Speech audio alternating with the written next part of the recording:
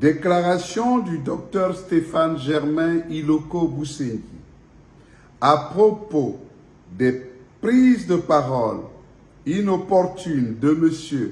Ali Akbar Onanga, ancien ministre, et de M.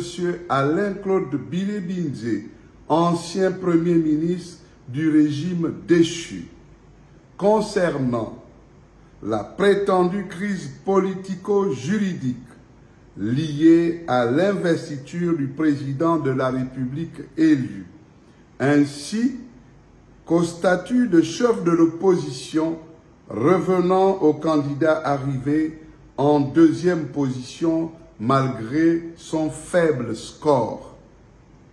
Mes chers compatriotes, à la veille de la prestation de serment du président élu, M. Brice Clotaire Oligui Nguema, investi de la confiance de 94,85% des électeurs lors de la dernière élection présidentielle, l'effervescence politique légitime de notre nation donne malheureusement lieu à des dérives que je ne saurais passer sous silence.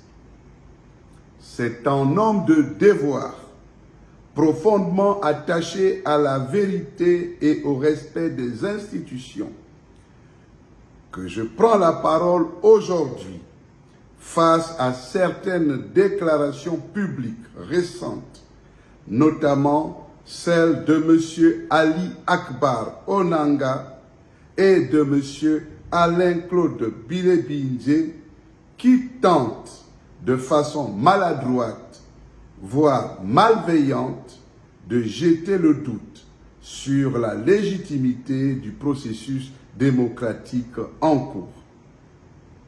Soyons clairs, il n'existe aucun imbroglio politico-judiciaire au Gabon. Ce que certains s'évertuent à présenter comme une crise n'est que l'écho de leur propre frustration politique et de leur incapacité à accepter sereinement la volonté du peuple souverain. L'élection présidentielle du 12 avril 2025, organisée conformément aux dispositions transitoires en vigueur, a été unanimement saluée pour sa transparence, sa paix et sa crédibilité.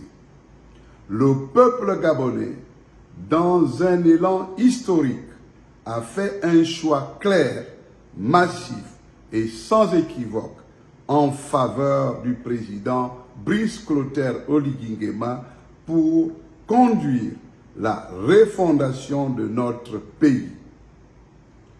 Contester ce résultat ou en minimiser la portée relève d'une irresponsabilité politique et morale qui ne saurait être tolérée.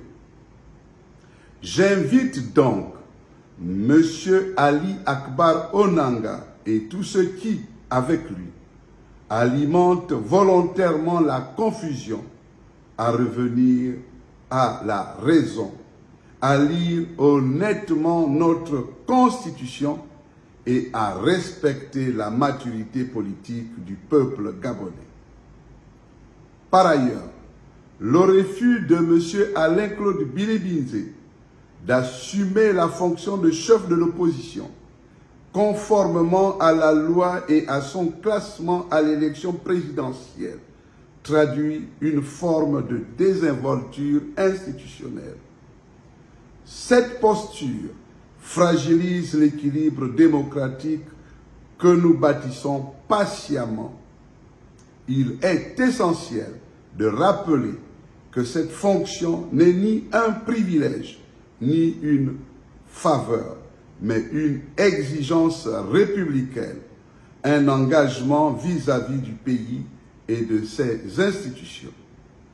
Aujourd'hui, plus que jamais, la démocratie gabonaise appelle au sens des responsabilité, au dépassement des égos et à l'engagement sincère pour l'intérêt supérieur de la nation. À ce titre, j'en appelle à tous les Gabonais et à toutes les Gabonaises à se mobiliser dans la joie, la paix et l'unité retrouvées pour célébrer l'investiture du premier président démocratiquement élu depuis l'instauration du multipartisme en 1990. Cette cérémonie solennelle, prévue le 3 mai prochain à Libreville, marquera l'entrée officielle de notre pays dans l'ère de la 5e République, porteuse d'espérance, de renouveau et de stabilité. J'adresse également un message chaleureux de bienvenue aux délégations amies venues partager cet événement historique aux côtés du peuple gabonais. Leur présence est un témoignage fort de solidarité internationale et un hommage à la renaissance politique du Gabon. Enfin, je rends un vibrant hommage au peuple gabonais pour sa lucidité, sa patience et sa dignité.